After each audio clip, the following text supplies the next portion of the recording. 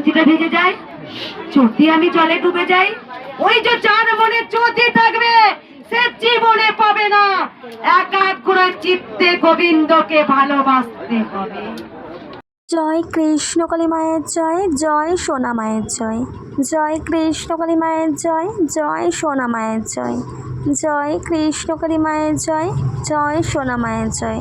মায়ের নতুন একটা ভিডিওতে সবাইকে ওয়েলকাম করছি। আশা করছি মায়ের কৃপায়, মায়ের আশীর্বাদে যে যেখানেই আছো ভালো আছো এবং সুস্থ আছো। চলে আসলাম সুন্দর একটা মায়ের ভিডিও নিয়ে। আর আজকে যে ভিডিওটা তোমরা দেখতে পাবে সেটা অন্য অন্য ভিডিওর থেকে সম্পূর্ণ আলাদা, কারণ আজকের ভিডিওতে অনেক কিছু তোমরা দেখতে পারবে এবং শুনতে পারবে ভক্তদের মুখ থেকে, মঙ্গলা মায়ের মুখ থেকে। এই জন্যই মায়ের কথা, মায়ের নাম এত দিকে দিকে ছড়িয়ে যাচ্ছে, ভক্তদের মুখে মুখে ছড়িয়ে যাচ্ছে, সারা বিশ্বে ছড়িয়ে যাচ্ছে। কারণ আমাদের কৃষ্ণকালী মা চলন্ত, আমাদের কৃষ্ণকালী মা জীবন্ত, তার প্রমাণ মিলছে সব সময়, প্রতিটা দিন প্রতিটা ক্ষণে তার প্রমাণ মিলছে। আর আজকে ভিডিওটা সম্পূর্ণ তোমরা দেখলে বুঝতে পারবে যে কেন কথাগুলো আমি বলছি। মাকে স্মরণ করলে, মাকে ডাকলে যে মাকে পাওয়া যাবে তা কিন্তু একদম না। স্মরণ আর ডাকার মধ্যে কিন্তু সেই ভক্তিটা থাকতে হবে, মায়ের প্রতি সেই ভক্তিটা আর বিশ্বাসটা থাকতে হবে। বিশ্বাস এটা সামান্য কথা হলেও কিন্তু এর মূল্য অনেকখানি। এই কথাটা কেন বলছি তোমরা এক্ষুনি বুঝতে পারবে, কারণ ছোট্ট একটা উদাহরণ দিয়ে মঙ্গলা মা সবটাই বোঝাচ্ছে। রাখালের গল্প, সেটা কি এবং কেন বলছে, তার মধ্যে কি লুকিয়ে আছে, সবটাই তোমরা জানতে পারবে এবং শুনতে পারবে। তো চলো মঙ্গলা মা কথার মাঝখানে কি এমন বলছে চলো তোমাদেরকে এবার শোনাই। আর তারই সাথে সাথে আরও একটা জিনিস তোমরা দেখতে পাবে এবং জানতে পারবে ভক্তের মুখ থেকে। ভক্ত তার উপকারের কথা যখন জানাতে যাচ্ছে মঙ্গলা মাকে, তার কিন্তু সাথে সাথে গা কাটা দিয়ে উঠছে। এমন কি চমৎকার মিরাকেল পেল সেই ভক্ত, কি হয়েছিল তার সাথে, সবটাই জানবে, সবটাই শুনবে তোমরা ভক্তেরই মুখ থেকে। তো চলো মঙ্গলা মা কী বলছে সেটা আগে তোমাদেরকে শোনাই। আমি কেন কথাগুলো বলি জানো? আমার মধ্যে চেতনা দাও, চৈতন্য দাও মা। মার কাছে কিছু চাইলে অত সস্তা নয় যে মা সব কিছু তাড়াতাড়ি দিয়ে দেবে।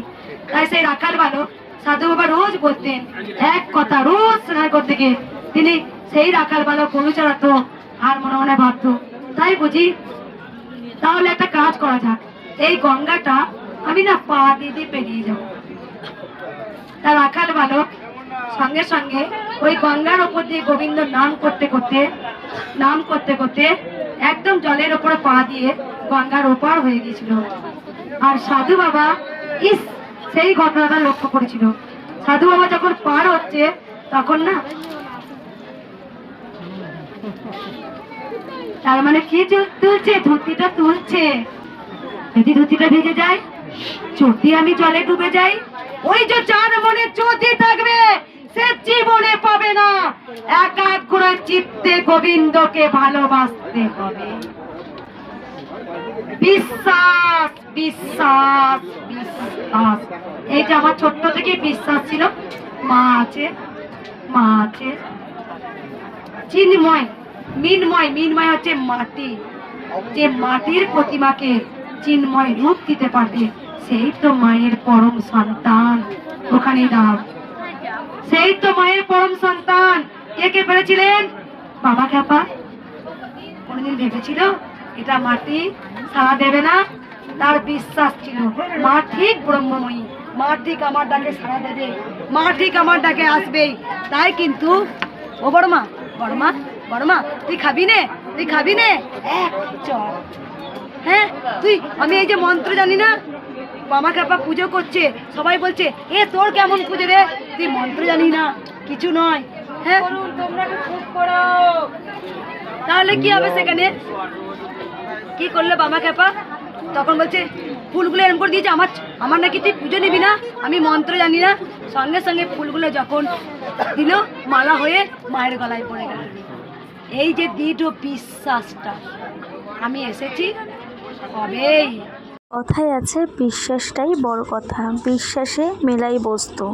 তো মঙ্গলা মা রাখালের যে গল্পটা তোমাদেরকে শোনালো সেটা শুনে আশা করছি তোমরা বুঝতে পারছো, যাদের মনে ওই কিন্তু যদি এই জিনিসগুলো থাকে তারা কখনোই কিছু করতে পারবে না, তারা মায়ের কৃপা কখনোই পেতে পারে না, কারণ তাদের মধ্যে কিন্তু যদি কাজ করে, তাদের মনের মধ্যে একটা একার চিন্তা চলে আসে যে একা পাবো, একা সব কিছু করবো।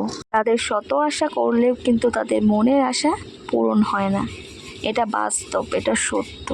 চলো এবার তোমাদেরকে দেখাই আমি সেই ভক্তকে, যে ভক্ত চরম উপকার পেয়েছে। এই যে তোমরা দেখতে পাচ্ছ বাতাসা হাতে যে ভক্ত দাঁড়িয়ে আছে, সে ভক্ত কিন্তু চরম উপকার পেয়েছে মায়ের মন্দিরে। তারই পাশে দাঁড়িয়ে আছে তারই হাজবেন্ড, তার হাজবেন্ডই কিন্তু সবটাই খুলে বলছে মঙ্গলা মায়ের কাছে। তো এবার তোমাদেরকে জানাই ভক্তের কি হয়েছিল। পায়ে অস্বাভাবিক ব্যথা ছিল এই ভক্তের, দাঁড়াতে পারতো না, কিচ্ছু করতে পারতো না তার পা নিয়ে।